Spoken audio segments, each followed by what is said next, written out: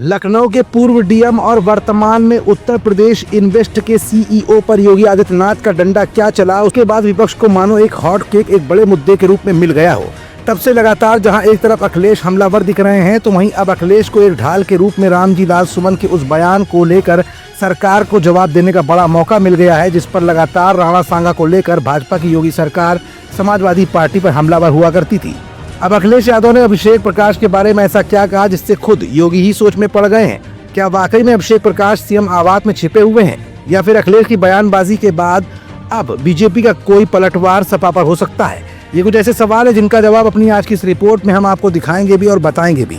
दरअसल लखनऊ में एक कार्यक्रम के दौरान अखिलेश यादव ने जमकर योगी सरकार पर हमला बोला है। अखिलेश यादव ने योगी सरकार की जीरो टॉलरेंस नीति पर सवाल उठाते हुए कहा कि उत्तर प्रदेश में पूरी तरह से लूट मची हुई है। प्रदेश में ऐसा कोई जिला नहीं बचा जहां से लूट का मामला सामने न आ रहा हो।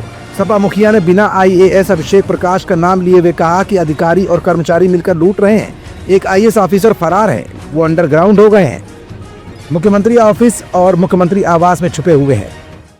और सुनने में आ रहा है कि जो सीएम ऑफिस है या सीएम आवास है, वहीं पर वो अधिकारी छिपा हुआ है।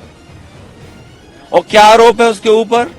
अगर हम आपकी खबरों को सही माने, जो खबरें आपने बताई हैं, दिखाई हैं और जो सोशल मीडिया पे आया है कि 700 बीघा जमीन, कई मकान, कई प्लॉट, और याद रखना जो अधिकारी अच्छी पोस्टिंग पाता है तभी अच्छी पोस्टिंग पाता है जब मुख्यमंत्री का खास होता है। आईएएस अभिषेक प्रकाश के मामले में अखिलेश यादव यही नहीं रुके। उन्होंने योगी आदित्यनाथ से अभिषेक प्रकाश के बेहतर रिश्तों का खुलासा करते हुए कहा कि करीब के रिश्ते होने के चलते वो अधिकारी मुख्यमंत्री का खासम खास था। इसका परिणाम ये हुआ कि निवेश के बहाने अपना निवेश चला रहा था। सपा मुखिया ने कहा कि ये कमीशन का झगड़ा नहीं था, बल्कि बंटवारे का झगड़ा था। मोहनलालगंज सरोजनी नगर तहसील में सबसे ज्यादा जमीन बीजेपी के नेताओं ने कब्जा की है और वो भूमाफिया बनकर आए हैं। अखिलेश यादव का निशाना भले ही योगी सरकार पर अभिषेक प्रकाश को लेकर था, लेकिन बातों बातों में ही अभिषेक प्रकाश और भाजपा की ब्यूरोक्रेसी के विरोध में साथ साथ अखिलेश यादव ने समाजवादी पार्टी के राज्यसभा सांसद रामजी लाल सुमन के उस बयान का भी समर्थन कर डाला, जिसको लेकर बीजेपी वाले हाय तौबा मचाए हुए थे। अखिलेश ने आगे कहा कि बीजेपी के नेता औरंगजेब के बारे में बहस करना चाहते हैं, तो समाजवादी पार्टी सांसद ने भी इतिहास का वो पन्ना पलट दिया जिसमें ऐसा कुछ लिखा है। बीजेपी के लोग इतिहास के पन्ने न पलटे, क्योंकि अगर ऐसा हुआ तो लोग याद रखेंगे कि छत्रपति शिवाजी महाराज का तिलक हाथ से नहीं किया था, बल्कि बाएं पैर के अंगूठे से किया गया था। क्या बीजेपी इसके लिए माफी मांगेगी?